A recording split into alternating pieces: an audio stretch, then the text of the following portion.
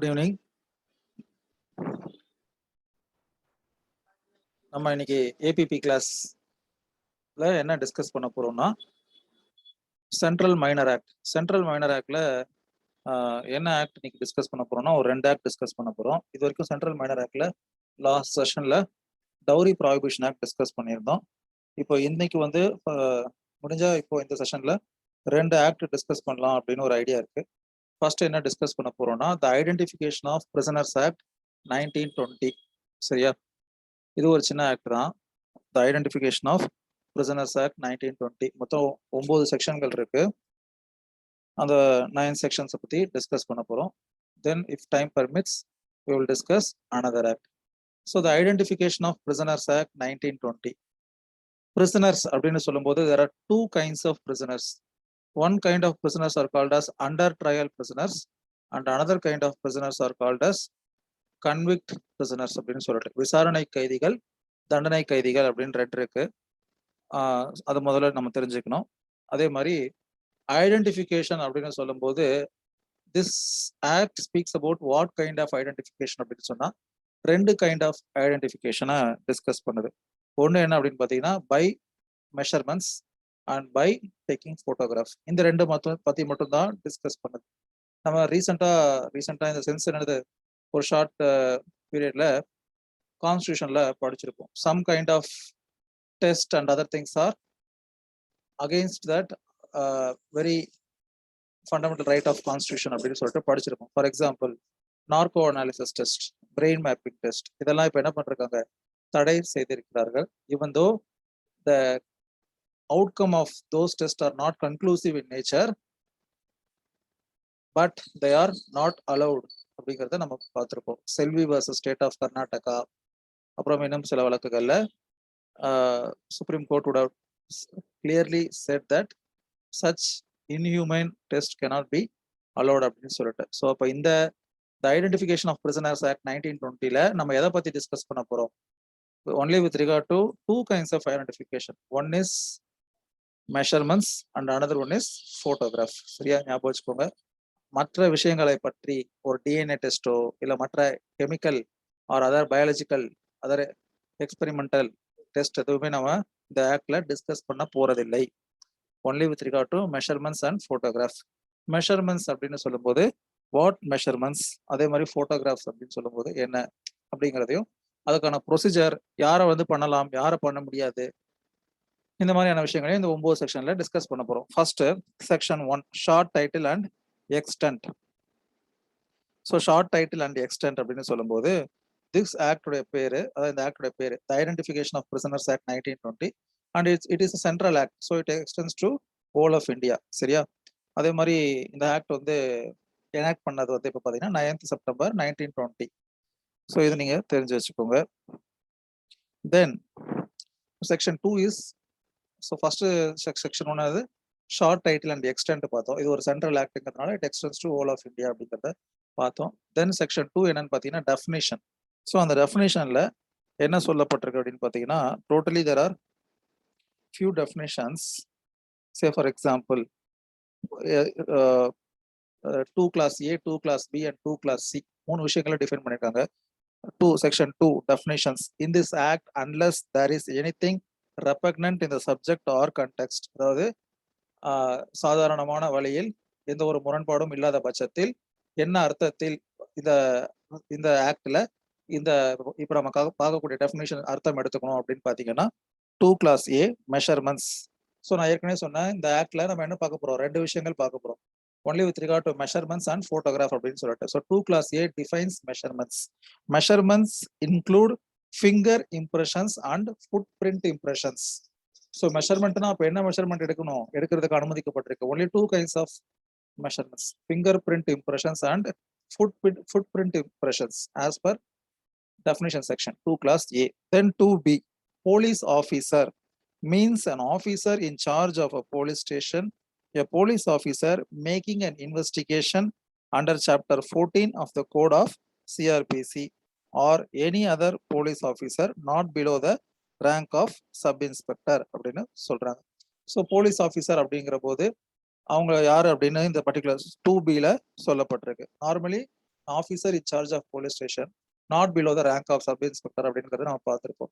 Chapter 14 வந்து பார்த்தீங்கன்னா with regard to that inquiries and trial நம்ம அந்த 190 to 200 அதெல்லாம் பார்த்துருப்போம் இல்லையா. ஸோ மேஜிஸ்ட்ரேட்டுடைய அந்த அதிகாரங்கள்ல அவர் யாரை வந்து விசாரிக்க சொல்றாரோ, காவல்துறை அதிகாரியிடம் விசாரிக்க சொல்றாரோ அந்த விசாரணை அதிகாரியும் வந்து இந்த டெஃபினேஷனுக்கு கீழே வருவாங்க அப்படின்னு சொல்லப்பட்டிருக்கு.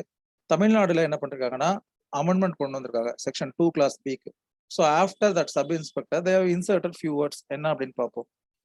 After the word sub inspector following words are included with regard to Tamil Nadu ஸ்டேட்டை பொறுத்த வரைக்கும் மட்டும் என்ன அப்படின்னு பார்த்தீங்கன்னா sub inspector not below the rank of sub inspector and includes finger print experts of the finger print bureau Madras and of the single digit finger print section in the state of Tamil Nadu அப்படின்னு சொல்லப்பட்டிருக்கு.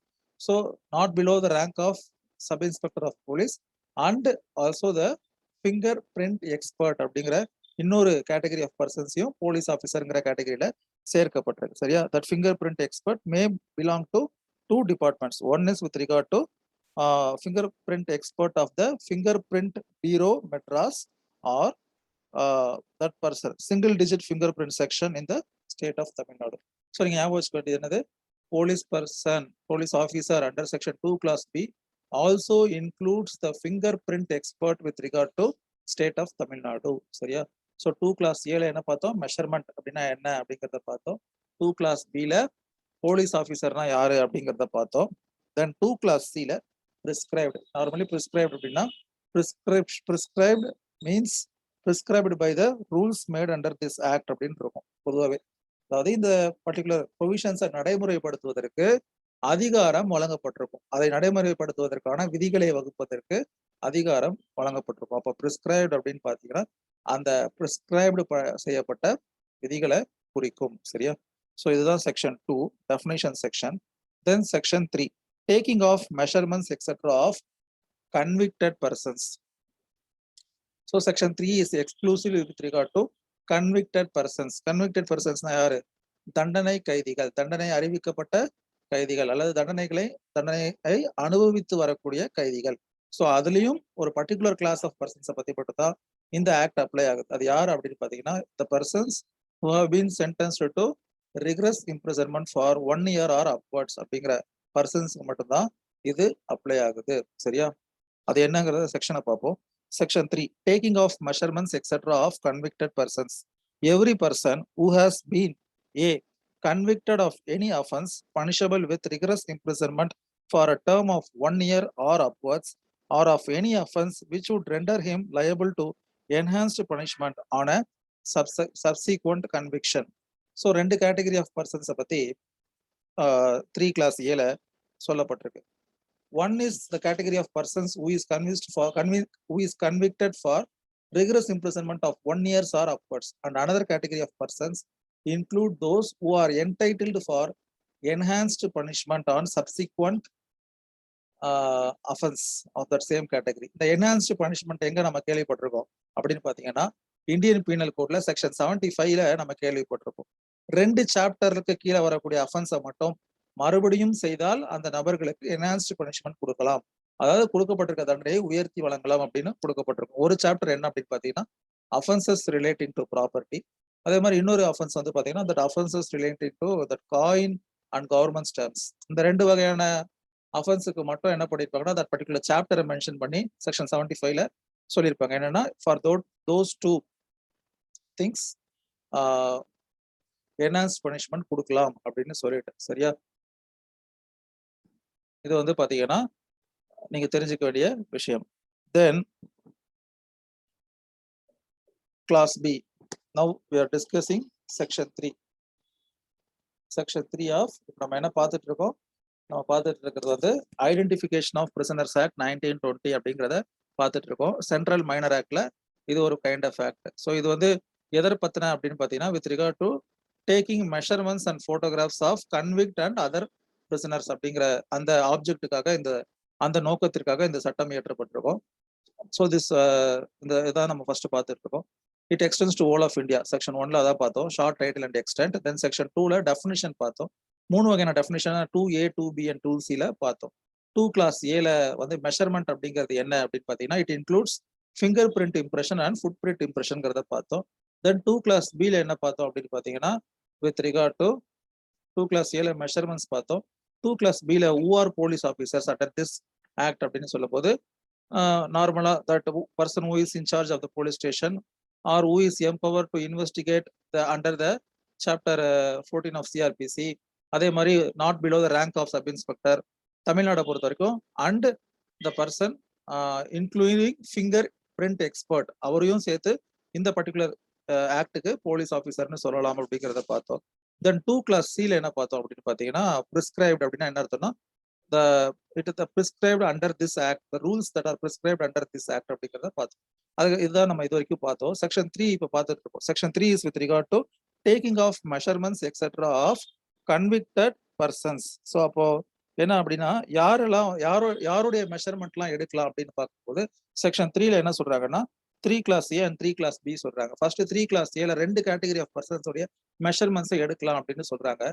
யாரெல்லாம் அப்படின்னா, ஒன்னு the person who is convicted for rigorous imprisonment for 1 year R upwards. அது அப்படி இல்லைன்னா the person who has been entitled for enhanced punishment for subsequent offence அப்படின்னு சொல்றது. செக்ஷன் 75 ஆஃப் ஐபிசில 2 சாப்டருக்கு கீழே அஃபென்ஸை மறுபடியும் பண்ணா அவர்கள் அந்த உயர்த்தி வழங்கக்கூடிய என்ஹான்ஸ் பனிஷ்மெண்ட் விதிக்கலாம் அப்படிங்கிறத நம்ம படிச்சிருப்போம். ஒன்னு என்ன அப்படின்னு பார்த்தீங்கன்னா, அஃபென்சஸ் அகேன்ஸ்ட் ப்ராப்பர்ட்டி, மறுபடியும் அதே தவறை செய்தால் ஒன்னு பார்த்துருக்கோம்.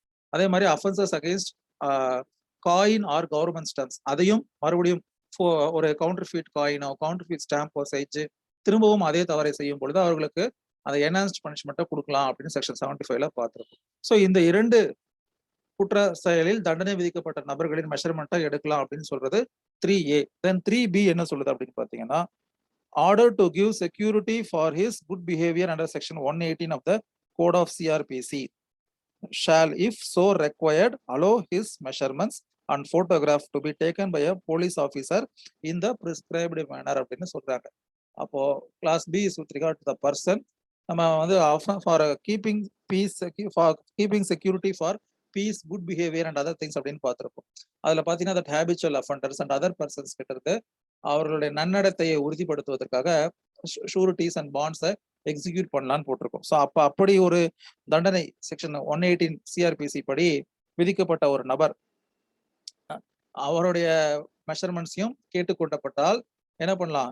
Such shall if so require allow his measurements and photographs to be taken by police officer in the prescribed manner. So only these 2 categories 3A and 3B இந்த சம்பவங்களில் குற்றம் செய்த நபர்கள் என்று தீர்மானிக்கப்பட்ட அந்த கன்விக்டட் பர்சன்ஸ் இடைய மெஷர்மெண்ட்ஸையோ இல்ல போட்டோகிராஃப்ஸையோ எடுக்கணும்னு சொன்னா they cannot decline that we will not cooperate for taking our measurements, taking our fingerprints or taking our photographs னு சொல்ல முடியாது. ஞாபகம் வச்சுக்கோங்க. Then we'll move on to section 4, taking of measurements etc of non convicted persons. நான் ஏற்கனவே சொன்னேன், நம்ம என்ன பார்த்துட்டு இருக்கோம்? the identification of prisoners act 1920 பார்த்துட்டு இருக்கோம் அப்படின்னு சொன்னேன். கிளாஸ் கமெண்ட்ஸ் ஆகும்போது there are 2 kinds of prisoners சொன்னேன். ஒன்னு என்னன்னா under trial prisoners and another one is convicted persons அப்படின்னு சொன்னேன். கன்விக்டட் பிரிசனர்ஸ் அதாவது தண்டனை கைதி, விசாரணை கைதி அப்படின்னு சொன்னேன். Section 3 speaks about convicted prisoners, அதாவது தண்டனை கைதிகள். செக்ஷன் 4 ஸ்பீக்ஸ் அபவுட் விசாரணை கைதிகள். சரியா? Section 4 taking of measurements etcetera of non convicted persons. அதுல வந்து என்ன சொல்லப்பட்டிருக்கு அப்படின்னு பாத்தீங்கன்னா, any person who has been arrested in connection with an offense punishable with rigorous imprisonment for a term of 1 year or upwards shall, if so required by a police officer, allow his measurements to be taken in the prescribed manner அப்படின்னு சொல்லப்பட்டிருக்கு. அப்போ ஒரு காவல்துறை அதிகாரி ஏதோ ஒரு நபர் அந்த நபர் எந்த மாதிரியான ட்ரையலை ஃபேஸ் பண்றாரு அப்படின்னு பாத்தீங்கன்னா, for an offense for which he can be given rigorous imprisonment for 1 year or upward.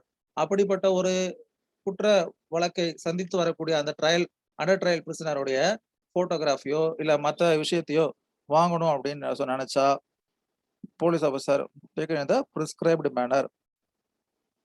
If so required by the police officer, allow his measurement to be taken in the prescribed manner அப்படின்னு சொல்லுது.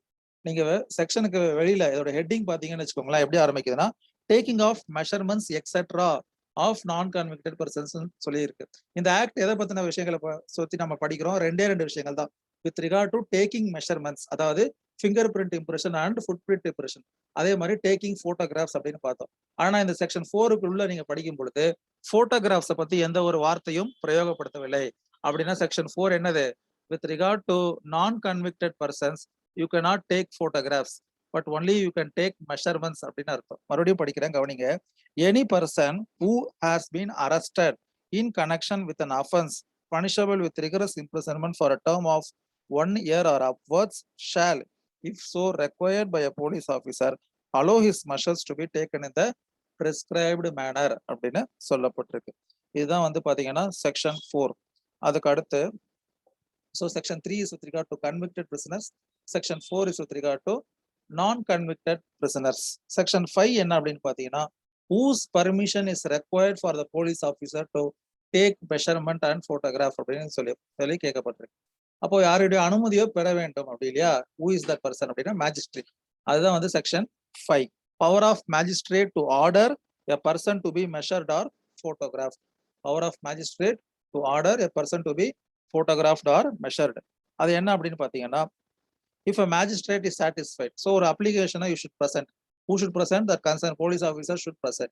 அப்போ அந்த applicationல if a magistrate is satisfied that for the purposes of any investigation or proceeding under the code of CRPC, it is expedient to direct any person to allow his measurements or photograph to be taken, he may make an order to that effect, and in that case the person to whom the order relates shall be produced or shall attend at the time and place specified in the order and shall allow his measurements or photographs to be taken as the case may be by a police officer அப்படின்னு சொல்லி 2 proviso கொடுக்கப்பட்டிருக்காங்க செக்ஷன்ல.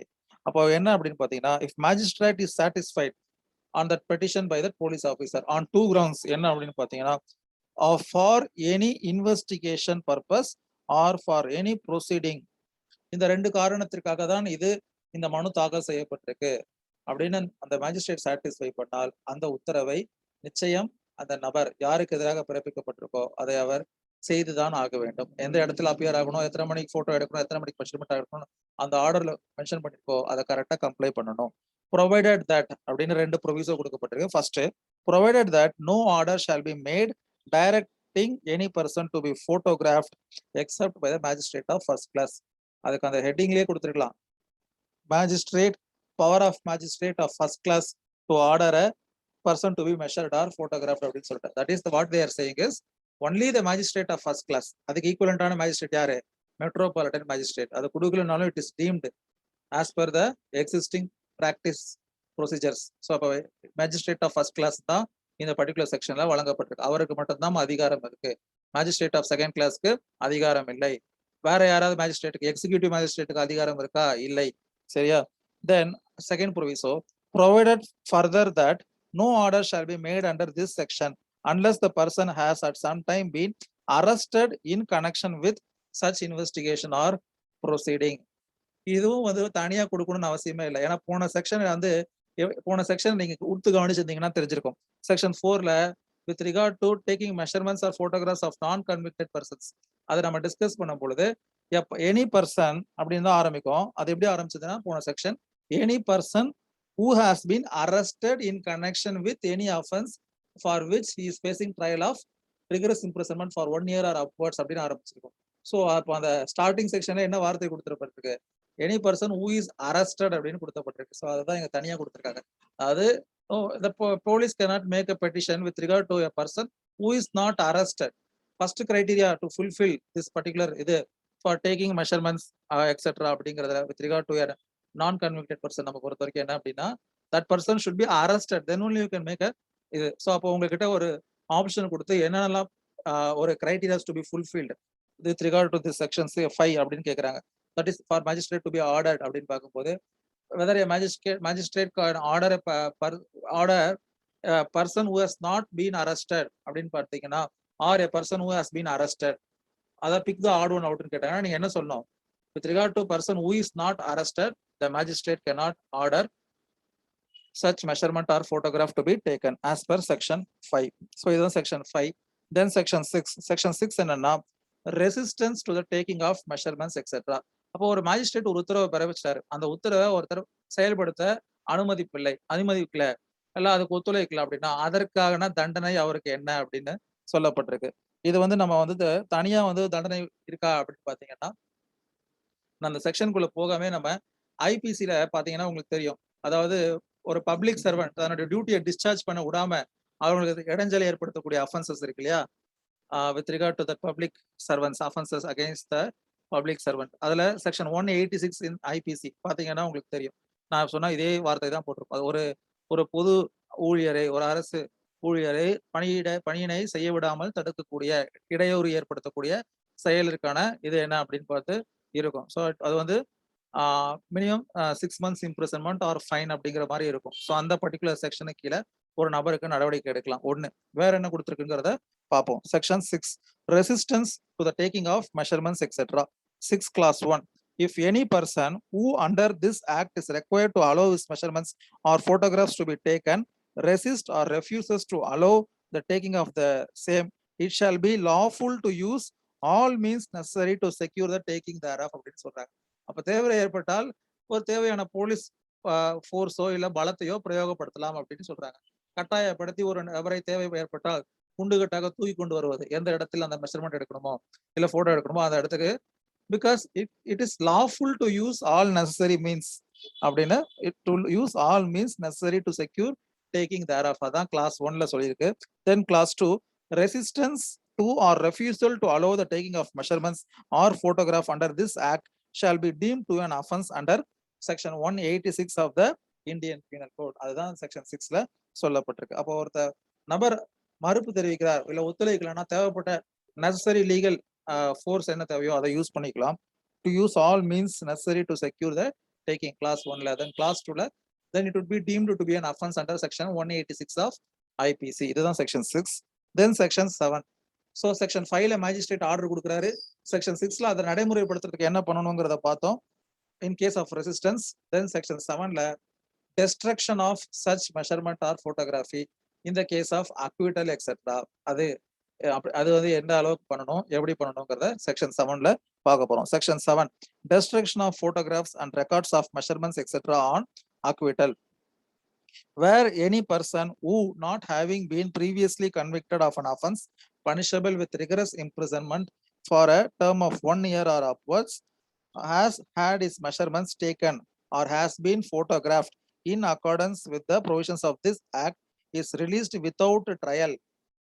So first and foremost essential criteria, அவருக்கு ஏற்கனவே ஒரு வழக்குல அவர் தண்டனை பெற்றிருக்க கூடாது. என்ன தண்டனை பெற்றிருக்க கூடாது? 1 year or upwards rigorous imprisonment தண்டனையை பெற்றிருக்க கூடாது. அப்படிப்பட்ட ஒரு நபருடைய மெஷர்மெண்ட்டையோ போட்டோகிராஃபியோ எடுத்திருந்தால் அந்த நபர், அதுதான் இப்ப சொல்றாங்க, is released without trial or has been discharged or acquitted by any court, all measurements and photographs, both negatives and copies, so taken shall, unless the court or in a case where such person is released without trial, the district magistrate or subdivisional officer for reasons to be recorded in writing otherwise directs be destroyed or made over to him அப்படின்னு சொல்றாங்க. அதாவது முதல் முறையாக ஒரு நபர் இதுவரைக்கும் அவருக்கு எந்த ஒரு வழக்கிலையும் அவர் தண்டனை பெறவில்லை. With regard to rigorous imprisonment of 1 year or upwards. அப்படிப்பட்ட ஒரு நபரை மெஷர்மெண்ட்டோ போட்டோகிராஃபி எடுத்திருக்கோம். சப்சிக்வெண்டா அந்த நபர் அந்த வழக்கில் இருந்து ட்ரையலே ஃபேஸ் பண்ணல. But has been released category 1. Category 2 has been discharge or category 3 has been acquitted. அப்படிங்கிற பட்சத்துல compulsory those things to be destroyed including the copies and negatives etcetera எக்ஸெட்ரான்றாங்க.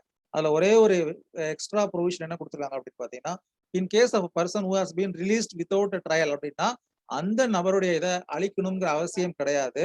எப்போ அழிக்க வேண்டிய அவசியம் கிடையாது அப்படின்னு பாத்தீங்கன்னா, if that subdivisional officer R the district magistrate for reasons to be recorded in writing it is necessary அப்படின்னு அவர் நினைத்து ஒரு உத்தரவு பிறப்பித்தால் அத்தகைய சூழ்நிலையில் அந்த நபரை மட்டும், ஏன்னா அது வந்து it is not decided based on merit, அப்படி இருக்கும் பொழுது தேவைப்படலாம் பிற்காலத்தில் அப்படிங்கிற ஒரு காரணத்துக்காக அந்த டிஸ்ட்ரிக்ட் மேஜிஸ்ட்ரேட்டோ இல்லை அந்த சப்டிவிஷன் ஆஃபீஸரோ அந்த ஒரு கேட்டகரி ஆஃப் பர்சன் இதை மட்டும் இது பண்ணிக்கலாம். இதுதான் செக்ஷன் 7. சரிங்களா? Destruction of photographs and records of measurements etcetera.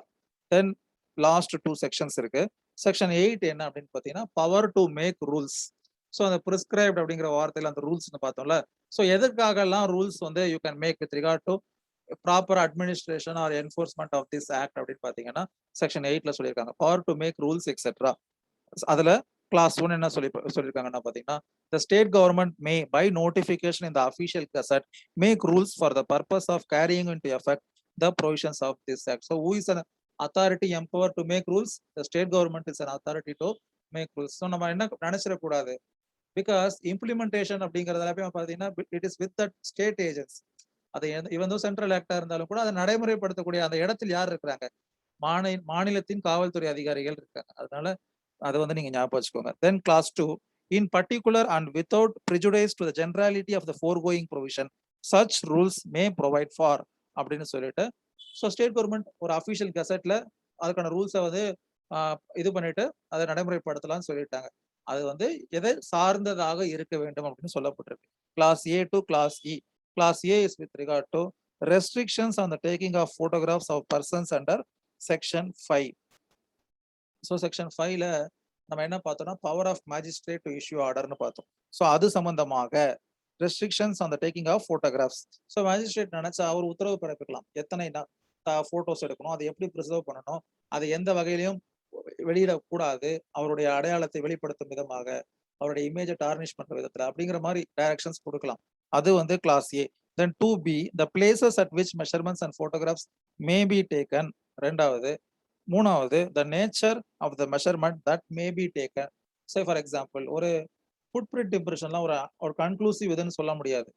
சரியா, புலியின் கால் தடங்களே பாத்தீங்கன்னா இப்ப எந்த புலி அந்த சம்பவத்தில் ஈடுபட்டதுங்கிறத சொல்ல முடியாது. அப்படிதானே இப்ப நடந்துகிட்டு இருக்கு பிராக்டிக்கலா. கூடலூர்ல புலி மனிதனை வேட்டையாடி விட்டதுன்னு சொல்றாங்க, ஆனால் 4 புலி நடமாட்டம் இருக்கு. அப்ப புலியின் கால் தடங்களை வைத்து நம்ம வந்து உறுதிப்படுத்த முடியாது. ஸோ அப்போ என்ன சொல்றாங்கன்னா that nature of the measurements that may be taken எல்லாமே with regard to that section 5. That is என்னது அதுல வந்து மேஜிஸ்ட்ரேட் வந்து உத்தரவு பிறப்பிக்கலாம்னு பார்த்தோம் இல்லையா, which place it should be taken and the nature of measurements. Then D என்ன அப்படின்னு பார்த்தீங்கன்னா the method in which any class or class of measurements shall be taken. So இந்த டெஸ்ட் தான் யூஸ் பண்ணணும், இந்த மாதிரி எடுக்கணும் அப்படிங்கிற அந்த உத்தரவு பிறப்பிக்கலாம். Then clause C the dress to be worn by a person who being photographed under section 3. So அவருடைய அந்த கிளாரிட்டி ஆஃப் இமேஜ் இருக்கணும் அப்படிங்கிறதுக்காக இந்த ட்ரெஸ் தான் வியர் பண்ணணும் அப்படிங்கிற மாதிரி இந்த பேக்ரவுண்ட்ல போட்டோ எடுக்கணும். தேவைப்பட்டால் அந்த வழக்கின் விசாரணைக்கு என்னவோ அதற்கு தகுந்த அந்த இதை வந்து உத்தரவை பிறப்பிக்கலாம் அப்படின்னு சொல்றாங்க. Then last one the clause F the preservation safe custody destruction and disposal of records of measurement and photographs. So எப்படி கஸ்டடியில வச்சிருக்கணும், எவ்வளவு காலத்துக்கு அதை வச்சிருக்கணும், அது வழக்கு முடிஞ்சதுக்கு அப்புறமா எத்தனை நாட்களுக்கு பிறகு அதை அழிக்க வேண்டும், எப்படி அழிக்க வேண்டும் அப்படிங்கிற அந்த விஷயங்கள் சம்பந்தமாக ரூல்ஸை மேக் அவுட் பண்ணலாம். Then clause 3 of section 8 every rule made under this section shall be laid as soon as may be after it is made before state legislature அப்படின்னு சொல்றாங்க. அதாவது இந்த ரூல்களை இந்த மாதிரி ஒரு ரூல்ஸ் வந்து நடைமுறைப்படுத்தணும் அப்படின்னு சொன்னால் அதற்கான அதை வந்து சட்டமன்றத்தில் அந்த இதை தாக்கல் பண்ணி அதை வந்து அனுமதிக்கப்பட்ட பிறகு அந்த ரூல்ஸ் நடைமுறைக்கு வரணும் அப்படின்னு சொல்றாங்க. Then the last one section 9 that is the last section under this act bar of suit. No suit or other proceeding shall lie against any person for anything done or intended to be done in good faith under this act or under any rule made thereunder. அதாவது போனஃபைடா ஒருத்தர் measurement எடுத்திருக்காரு, ஒரு photograph எடுத்திருக்காரு, அதுல ஏதோ ஒரு குறைபாடுகள் இருக்குதுங்கிறதுக்காக அந்த நபர்களுக்கு எதிராக அந்த ஒரு மேஜிஸ்ட்ரேட்டுக்கு எதிராகவோ அந்த போலீஸ் ஆபீசருக்கு எதிராகவோ என்ன பண்ண முடியாது, எந்த வகையிலையும் இழப்பீடு கேட்டோ இல்ல எந்த ஒரு காரணத்திற்காக ஒரு சூட்டோ ப்ரொசீடிங்ஸோ நீங்க பண்ண முடியாது. அந்த பாதிக்கப்பட்ட நபரோ அல்லது அவரது உறவினர்களோ என்ன பண்ண முடியாது, முறையீடு செய்ய முடியாது அப்படின்னு சொல்றதுதான் செக்ஷன் 9. இதுதான் வந்து பாத்தீங்கன்னா ஐடென்டிஃபிகேஷன் ஆஃப் பிரிசனர்ஸ் ஆக்ட். சிம்பிளான ஆக்ட், 2 விஷயத்துக்கு மட்டும் தான் இது அப்ளை ஆகுது. With regard to taking measurements and photographs section 1ல நீங்க ஞாபகம் வச்சுக்கணும். செக்ஷன் 2ல டெஃபினிஷன் 3 டெஃபினிஷன் தான் சொல்றாங்க. என்ன சொல்றாங்கன்னா மெஷர்மெண்ட்னா என்ன, கிளாஸ் ஏல finger print and foot print அப்படின்னு சொல்றாங்க. கிளாஸ் பில போலீஸ் ஆஃபீஸர்னா யாரு, அதுக்கப்புறம் கிளாஸ் சில பிரிஸ்கிரைப்ட்னா யாரு, அதுக்கப்புறம் section 3 is with regard to convicted prisoner. Section 4 is with regard to non convicted prisoners. அவருடைய இதில் பத்தி மெஷர்மெண்ட் பத்தி மட்டும் தான் பேசியிருக்காங்களே தவிர போட்டோகிராஃப் பத்தி பேசல. அதுக்கப்புறமா செக்ஷன் 5 மேஜிஸ்ட்ரேட் தான் அந்த அதிகாரம் இருக்கு அந்த உத்தரவை பிறப்பிக்கிறதுக்கு அப்படின்னு சொல்றாங்க. ஸோ அந்த மேஜிஸ்ட்ரேட்டோட உத்தரவு இல்லாம செக்ஷன் 3 and 4 நீங்க என்ன பண்ண முடியாது, என்ஃபோர்ஸ் பண்ண முடியாது. தென் செக்ஷன் 6ல என்ன இருக்கு அப்படின்னு பாத்தீங்கன்னா நம்ம என்ன பார்த்தோம், ரெசிஸ்டன்ஸ் பண்ணா தேவைப்பட்ட லீகல் அந்த நெசசிட்டிஸை எடுத்துக்கலாம். அப்படி இல்லைன்னா என்ன பண்ணலாம், அவர் வந்து செக்ஷன் 186 ஐபிசி கீழே அவர் மேல நடவடிக்கை எடுக்கலாம். ஒரு பப்ளிக் சர்வெண்ட்டை டியூட்டியை செய்ய விடாம தடுத்ததா, அது செக்ஷன் 6ல பார்த்தோம். அப்புறம் section 7, 8 and 9. Section 8 is with regard to making of rules. Section 9 is with regard to bar to the suit. Section 7 என்ன அப்படின்னு பார்த்தீங்கன்னா destruction. So once magistrate order கொடுத்துட்டாரு, அந்த வழக்கு முடிஞ்சிருச்சு அப்படின்னா அதை எப்பெல்லாம் டெஸ்ட்ரக்ட் பண்ணலாம் அப்படிங்கிறத பார்த்தோம். It should be destructed with regard to 3 kind of cases: when the person has been released without facing trial, or has been discharged, or has been acquitted. அதுல அந்த if he has been released without facing trial இருந்தா மட்டும் அந்த sub divisional officer or district magistrate அவருடைய உத்தரவின் பேரில் அதை வந்து அளிக்கணும் அப்படிங்கிறத பார்த்தோம். ஸோ இதுதான் பார்த்தீங்கன்னா identification of prisoners act 1920. So அப்போ இன்னும் ஒரு ஆக்ட் பார்த்துடலாம்னு நினைக்கிறேன். வி ஹாவ் சம் டைம் இல்லையா, 8:40 வரைக்கும் போகும். ஸோ இப்போ 8:20 தான் ஆகுது. So another 20 minutes are there. So I think we can discuss another some short act. இப்போ ஐடென்டிஃபிகேஷன் ஆஃப் பிரிசனர்ஸ் ஆக்ட் உங்களுக்கு ஓரளவுக்கு தெரிஞ்சிருக்கும் இல்லை புரிஞ்சிருக்கும் அப்படின்னு நினைக்கிறேன். இப்போ அடுத்து நம்ம இன்னொரு ஆக்ட் என்ன பார்க்க போறோம் அப்படின்னு பார்த்தீங்கன்னா எக்ஸ்ப்ளோசிவ் சப்ஸ்டன்சஸ் ஆக்ட் 1908. அதுதான் இப்போ இன்னைக்கு பார்க்கக்கூடிய ரெண்டாவது act, explosive substances act 1908. Explosive substances ஆக்ட்ல 2 ஆக்ட் இருக்கு.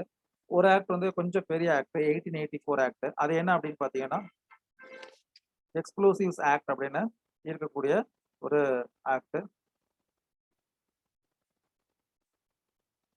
எக்ஸ்ப்ளோசிவ்ஸ் ஆக்ட் ஒரு ஆக்ட் வந்து எக்ஸ்ப்ளோசிவ்ஸ் ஆக்ட் 1884. அது கொஞ்சம் கம்பேரேட்டிவ்லி லென்த்தர். இப்போ இதுல ஒரு 10 செக்ஷன்ஸ் இருக்குன்னா அதுல ஒரு எக்ஸ்ட்ரா ஒரு 10 செக்ஷன்ஸ் இருக்கும். நம்ம இன்னைக்கு பார்க்கக்கூடியது வந்து எக்ஸ்ப்ளோசிவ் ஆக்ட் 1884 இல்ல, அதற்கு அடுத்து இருக்கக்கூடிய எக்ஸ்ப்ளோசிவ் சப்ஸ்டன்சஸ் ஆக்ட் 1908. ஸோ அதுதான் நம்ம இப்போ டிஸ்கஸ் பண்ண போறோம், explosive substances act 1908. So as the name it self suggest, it speaks about explosive substance. அதுலயுமே பார்த்தீங்கன்னா ஷார்ட்டா சொல்லிடுறேன், சொல்லிட்டு நம்ம டிஸ்கஸ் பண்ணுவோம். எக்ஸ்ப்ளோசிவ் சப்ஸ்டன்சஸ் 2ஆ பிரிக்கிறாங்க, 2 கைண்ட் ஆஃப் கேட்டகரி. அந்த 2 கைண்ட் ஆஃப் கேட்டகரி என்ன, அது சம்பந்தமா என்னென்ன தண்டனைகள் இருக்கு அப்படிங்கிற போது அதை வைத்திருப்பவர்களுக்கு என்ன தண்டனை, அதை உற்பத்தி செய்பவர்களுக்கு என்ன தண்டனை, அதை தவறான ஒரு நோக்கத்திற்காக பயன்படுத்த வைத்திருந்தால் அவர்களுக்கு என்ன தண்டனை அப்படிங்கிற மாதிரியான விஷயங்களை பத்தி தான் டிஸ்கஸ் பண்ணியிருக்காங்க. ஸோ இதுலயும் அந்த 2 ஞாபகம் வச்சுக்கோங்க. ஐடென்டிஃபிகேஷன் ஆஃப் பிரிசனர்ஸ் ஆக்ட்லயும் 2 விஷயங்கள், மெஷர்மெண்ட், போட்டோகிராஃப். இங்க எக்ஸ்ப்ளோசிவ் சப்ஸ்டன்ஸ் ஆக்ட்ல 2 விஷயத்த டிஃபைன் பண்ணுவாங்க. அது என்னங்கிறத பார்ப்போம்.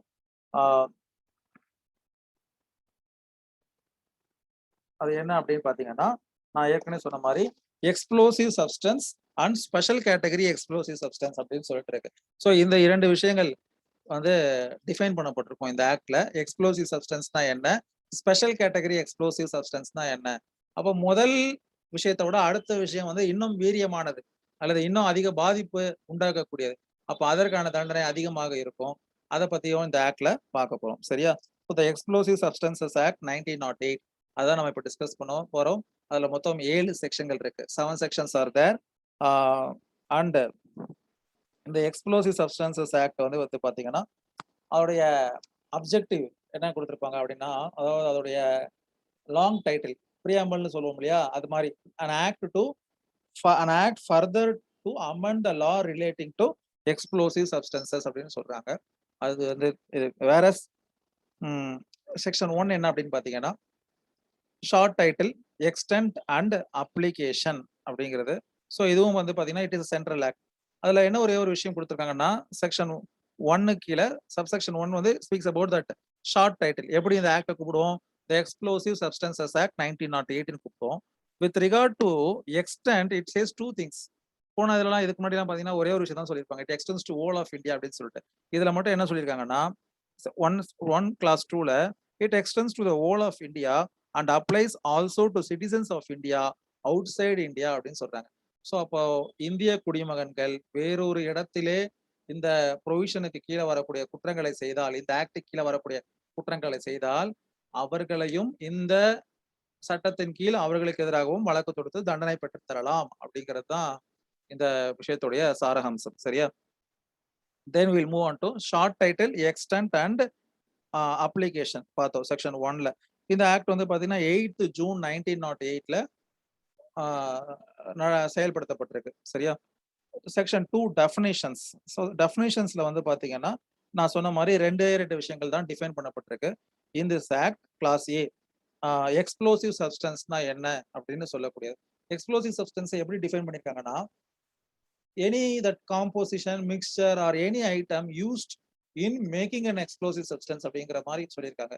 அதாவது தனித்து ஒரு விஷயத்தை எக்ஸ்ப்ளோசிவ் சப்ஸ்டன்ஸ் சொல்லாம, ஃபார் எக்ஸாம்பிள் ஒரு ஒரு தீக்குச்சி இருக்குன்னு வச்சுக்கோங்களேன், தட் பேரியம், பொட்டாசியம், குளோரைட், இது எதுவுமே என்னது அந்த கலவை. அப்ப ஒண்ணுமே அதை வந்து ஒரு இதா சொல்லப்பட்டிருக்கு. ஸோ ஃபர்ஸ்ட் செக்ஷன் 2 கிளாஸ் ஏ பார்ப்போம்.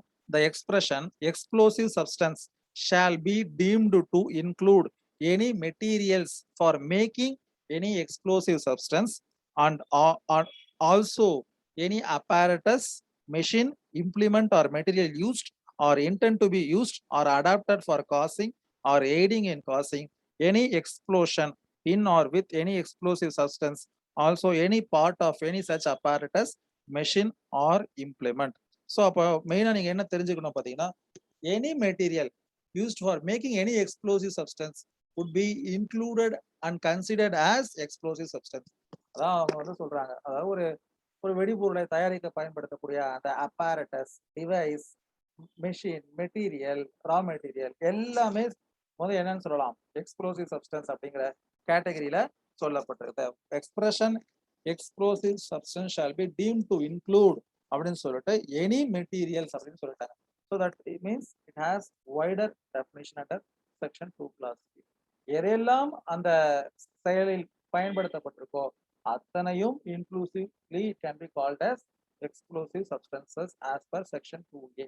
then section 2B என்னது, அதோடைய மோர் riskier or form இல்லையா. செக்ஷன் 2B என்னன்னு பார்த்தீங்கன்னா, the expression special category explosive substances, அதுதான் நம்ம பார்க்க போறோம் 2 கிளாஸ் B ல. ஸ்பெஷல் கேட்டகரி எக்ஸ்ப்ளோசிவ் சப்ஸ்டன்ஸ் அப்படின்னு சொல்லும்போது, அதிகம் வீரியமாக பொதுவாக சில தாக்குதல்களில் பயன்படுத்தக்கூடிய அந்த ஆர்டிஎக்ஸ், அதே மாதிரி அந்த இது அதெல்லாம் வந்து அது என்னங்கிறத பார்ப்போம்.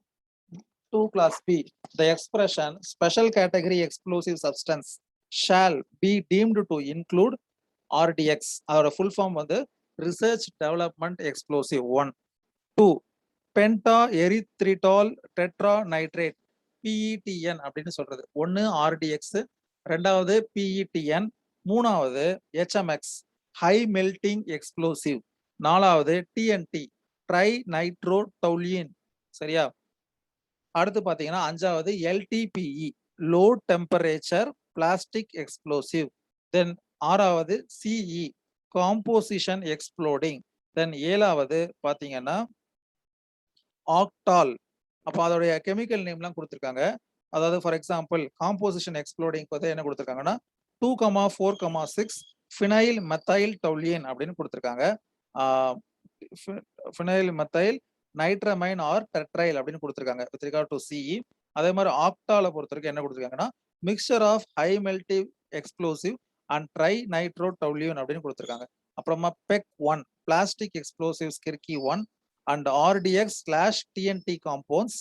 TNTங்கிறது என்ன சொன்ன, ட்ரை நைட்ரோ டொலியன். RDXங்கிறது என்னது, research development explosive. So compounds and other similar type of explosives and a combination thereof and remote control devices causing explosion and any other substance and a combination thereof which the central government may by notification in the official gazette specify for the purposes of this act. So இப்போ இங்க கொடுக்கப்பட்டிருக்கக்கூடிய அந்த substances or their combination or even that remote used for making this thing to explode இருக்கு இல்லையா, அது அல்லது இதை தவிர மேற்கொண்டு சென்ட்ரல் கவர்மெண்ட் ஏதாவது நோட்டிபிகேஷன்ல ஏதாவது சப்ஸ்டன்ஸை இன்க்ளூட் பண்றாங்கன்னா அதுவும் இந்த ஸ்பெஷல் கேட்டகரி எக்ஸ்ப்ளோசிவ் சப்ஸ்டன்ஸ் அப்படிங்கிறதுக்கு கீழே வரும். இதுதான் செக்ஷன் 2ல சொல்லிருக்கக்கூடிய ரெண்டு டெஃபினேஷன். எக்ஸ்ப்ளோசிவ் சப்ஸ்டன்ஸ்னா என்ன, ரெண்டாவது ஸ்பெஷல் கேட்டகரி எக்ஸ்ப்ளோசிவ் சப்ஸ்டன்ஸ்னா என்ன. இதனுடைய பாதிப்பு அதிகமாக இருக்கும், அதான் ஸ்பெஷல் கேட்டகரி எக்ஸ்ப்ளோசிவ் சப்ஸ்டன்ஸ். ஒரு ஆர்டிஎக்ஸோ ஒரு டிஎன்டியோ வெடித்தால் ஏற்படக்கூடிய அந்த இழப்புகள் இருக்கு இல்லையா, உயிரிழப்பாக இருக்கட்டும் அல்லது பொருள் இழப்பாக இருக்கட்டும், எதுவாக அது அதிகமாக இருக்கும். சரியா. தென் section 3 punishment for causing explosion likely to endanger life or property. punishment for causing explosion likely to endanger life or property.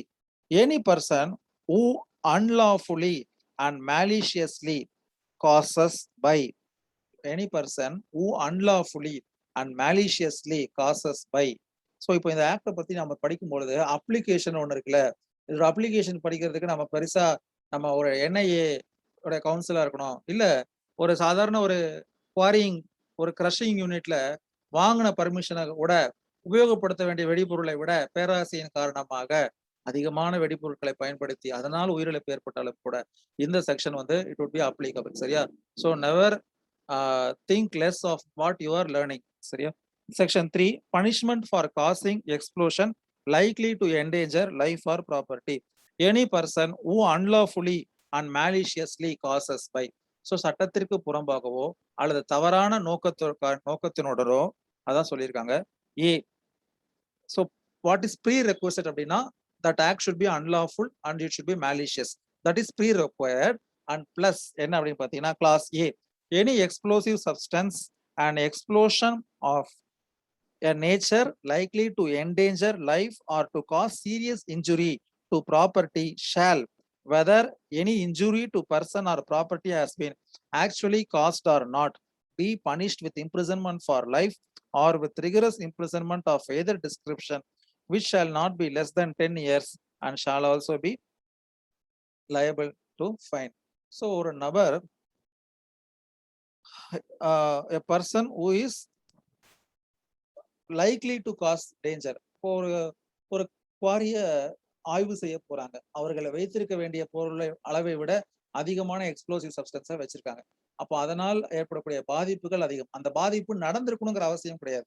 அதுதான் இந்த செக்ஷன்ல சொல்றாங்க கிளாஸ் ஏல, whether any injury to person or property has been actually caused or not, but it is immaterial அப்படின்னு சொல்லிட்டு he shall be punished with two kinds of things. One, either for rigorous imprisonment not less than 2 years,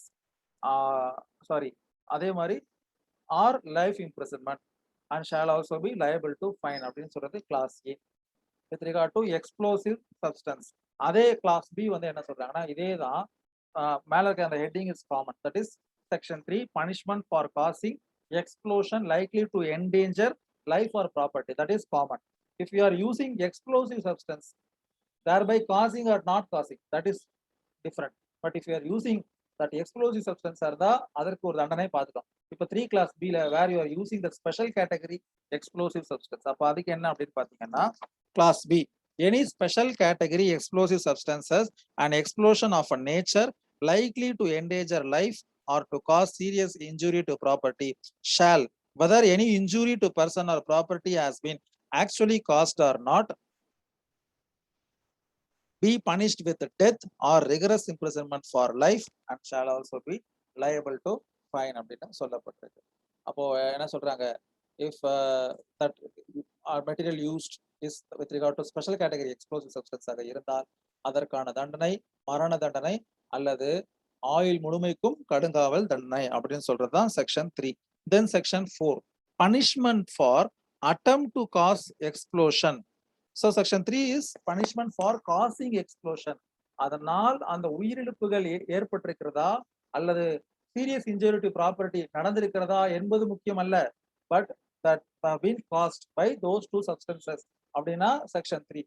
section 4 என்னன்னா attempt to cause. அப்போ அது என்னது, முயற்சி முடிந்து விட்டது, but ஒரு தெய்வாதீகமாக ஒரு நல்வாய்ப்பாக அந்த விஷயம் என்ன ஆகல, கம்ப்ளீட் ஆகல அப்படின்னா அதற்கு என்ன தண்டனை, section 4, punishment for attempt to cause explosion or for making or keeping explosive with intent to endanger life or property. Any person who unlawfully and maliciously, class A, does any act with intent to cause by an explosive substance or special category explosive substance or conspires to cause by an explosive substance or special category explosive substance an explosion of a nature likely to endanger life or to cause serious injury to property or அப்படின்னு சொல்லப்பட்டிருக்கு first class ஏல with regard to section 4. அதாவது conspire பண்ணாலுமே அதுவும் இந்த offence கீழே வரும் அப்படின்னு சொல்லப்பட்டிருக்கு. தென் கிளாஸ் பி வந்து என்ன அப்படின்னு பாத்தீங்கன்னா makes or has in possession. So first இது வந்து என்னன்னா some person is doing an act with regard with intent to cause by இது so ஒருத்தர் ஒரு செயலை செய்வது class A ல then class B makes or has in possession or under his control. So if a person is having possession, then that is also will be coming under this particular substance or special categories with intent to by means thereof to endanger life or causing injury to property, so and so. Whether the explosion does or does not takes place, whether injury to person or property has been actually caused or not, be punished with அப்படின்னு சொல்லப்பட்டிருக்கு. So section 4 பொறுத்த வரைக்கும் ரெண்டு விஷயங்கள் சொல்லப்பட்டிருக்கு. என்ன அப்படின்னு பார்த்தீங்கன்னா அட்டெம்ப்ட் தான் நடந்திருக்கு, அங்க செயல்படுத்தப்படல. அதுல ரெண்டா ஃபர்ஸ்ட் என்னன்னா some person conspires with regard to some act to cause such explosion. Second இது வந்து என்ன அப்படின்னு பார்த்தீங்கன்னா ஆக்ட் செய்யல, but they are having possession or makes that person, அவர்கள் அதற்கான பொருட்களை தயாரிக்கிறார்கள் அல்லது அதனை தங்களுடைய அனுபவத்தில் வைத்திருக்கிறார்கள். அப்படிங்கிற பட்சத்துல இந்த ரெண்டுமே குற்றம் தான் அப்படின்னு சொல்லிட்டு தண்டனைய அடுத்து வரக்கூடிய ரெண்டு இதுல சொல்றாங்க. One, in the case of explosive substance with imprisonment for life or with imprisonment of either description for a term which may extend to 10 years and with fine அப்படின்னு சொல்றாங்க. ஸோ அப்போ அது எக்ஸ்ப்ளோசிவ் சப்ஸ்டன்ஸ் ஆக இருந்தால் அவர்களுக்கு என்ன தண்டனை வழங்கப்படும் அப்படின்னு பாத்தீங்கன்னா ஆயுள் தண்டனையோ அல்லது either description for a imprisonment for term of 10 years அப்படின்னு சொல்றாங்க. Then 2, in case of special category explosive substance ஆக இருந்தால் with rigorous imprisonment for life or with rigorous imprisonment for a term which may extend to 10 years and with fine அப்படின்னு சொல்றாங்க. எது தப்பு?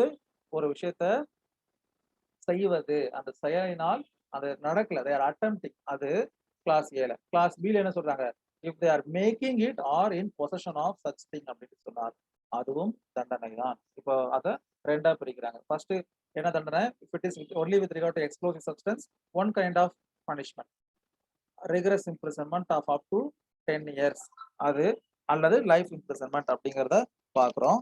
அதே மாதிரி செகண்ட் கேட்டகரியில என்னது, ஃபர்ஸ்ட் கேட்டகரியில either description of up to 10 years, second கேட்டகரியில rigorous imprisonment for life or rigorous imprisonment for up to 10 years and shall also be liable to fine. Then section 5, punishment for making or possessing explosives under suspicious circumstances. சந்தேகத்திற்கு இடமளிக்கும் வகையில் எவர் ஒருவர் அதை உற்பத்தி செய்கிறாரோ அல்லது அதனை அனுபவத்தில் வைத்திருக்கிறாரோ அப்ப அத்தகைய நபருக்கு என்ன தண்டனை அப்படின்னு சொல்றாங்க.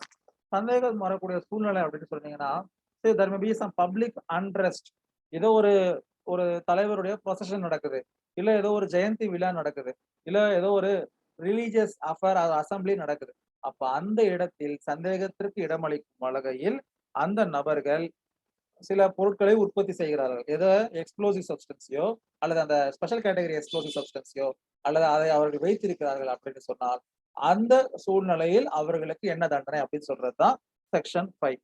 அது வந்து என்ன அப்படின்னு பாத்தீங்கன்னா, any person who makes or knowingly has in possession or under his control any explosive or substance or special category explosive substance under such circumstances as to give rise to a reasonable suspicion that he is not making it or does not have it in his possession or under his control for a lawful object shall, unless he can show that he made it or had it in his possession or under his control for a lawful object, அப்போ that burden of proof is shifted to that person who is in possession.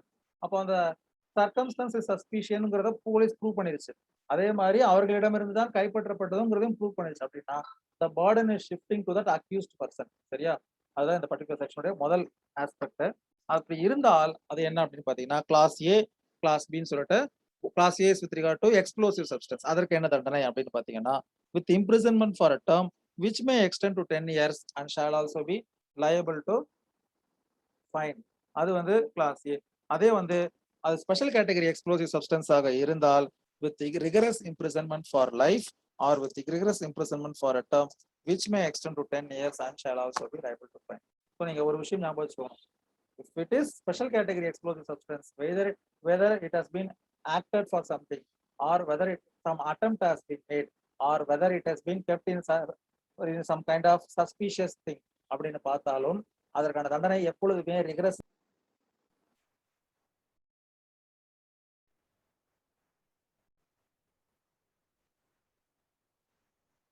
So இது வந்து section 5. Then last 2 section. Section 6 என்னன்னு பார்த்தீங்கன்னா punishment of abettors. One who is abetting the offence இருக்கு இல்லையா, section 107ல அபேட்மெண்ட்னா என்னங்கிறத பார்த்துருக்கோம். Abetment of a thing அப்படின்னு சொல்லிட்டு அது 3 வகையான அபேட்மெண்ட் இருக்கு செக்ஷன் 107 இன் ஐபிசி. அபேட்மெண்ட்னா என்னங்கிற டெஃபினேஷன் அங்கதான் இருக்கு. அதுல என்ன சொல்லியிருப்பாங்கன்னா ஒன் ஹூ இஸ் இன்ஸ்டிகேட்டிங், தூண்டி விடுபவர்கள்.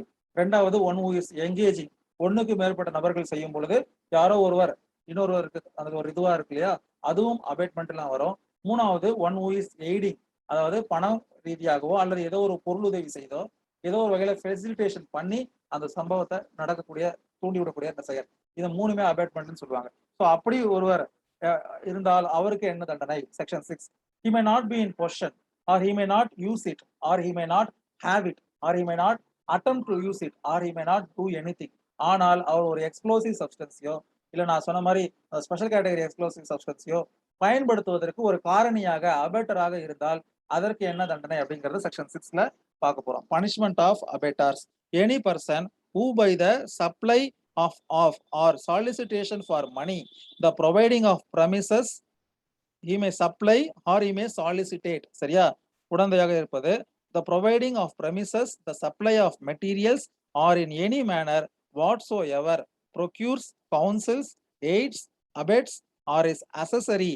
அசரினா அவரும் ஒருவராக கூட்டாளி, அதான் சொல்லுவோம் accessory to the commission of any offense under this act shall be punished with the punishment provided for the offense. அப்போ நம்ம இது வரைக்கும் பார்த்தோம் இல்லையா, செக்ஷன் 5. அதாவது செக்ஷன் 5 என்னது, ஒரு சஸ்பீஷியஸ் சர்க்கம்ஸ்டன்சஸ்ல ஒருவர் அந்த தடை செய்யப்பட்ட அந்த எக்ஸ்ப்ளோசிவ் சப்ஸ்டன்ஸ் வச்சிருந்தா section 5. Section 4 is with regard to attempt to make explosion, அது ஒண்ணு. Section 3 is with regard to act. சரியா? இப்ப இந்த 3 செயல்களையும் செய்த நபராக கருதப்படுவார் யார் அப்படின்னு பாத்தீங்கன்னா தட் அபேட்டார். தட் அபேட்டாருங்கிறவர் யாரு?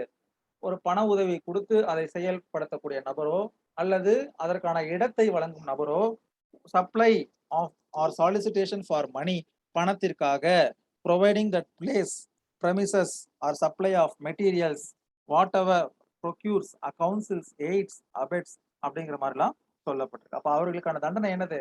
As per this act.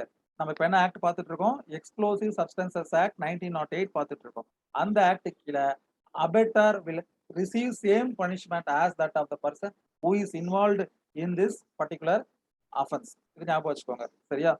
Then last section, section 7, restriction on trial of offenses. No court shall proceed to trial of any person for an offense against this act except with the consent of district magistrate அப்படின்னு சொல்றாங்க. 2001ல act 54ல ஒரு amendment கொண்டு வராங்க. அதுக்கு முன்னாடி central government உடைய, அதாவது என்னன்னா இந்த ஆக்ட் கீழே அந்த செக்ஷன் 1 to 6 இது வரைக்கும் பார்த்தோம் இல்லையா, அதுல ஒரு மீது ஒரு வழக்கை தொடுக்க வேண்டும் அப்படின்னு சொன்னால் ப்ரீவியஸ் சாங்ஷன் இஸ் மஸ்ட் அப்படின்றாங்க. பிகாஸ் நான் இப்பதான் நம்ம பார்த்தோம், என்ன பார்த்தோம்? All the offences, all the punishments are very much serious in nature. எந்த ஒரு பனிஷ்மெண்ட்டுமே 10 வருஷத்துக்கு கீழே கிடையாது. அதே மாதிரி அதே அந்த இந்த second category special category explosive சப்ஸ்டன்ஸா இருந்தா மினிமமே ரிகரஸ் இம்ப்ரிசன்மெண்ட் வித் 10 years தான். அப்படி இருக்கிறதுனால செக்ஷன் 7ல என்ன பண்றாங்கன்னா ப்ரீவியஸ் சாங்ஷன் இஸ் மஸ்ட் அப்படின்னு சொல்றாங்க.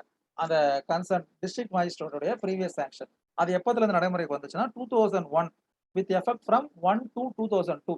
That amendment act is of the year 2001 and it came to force on 1 to 2002. So அந்த 1 to 2002ல இருந்து டிஸ்ட்ரிக்ட் மேஜிஸ்ட்ரேட்டுடைய previous sanction other consent is must.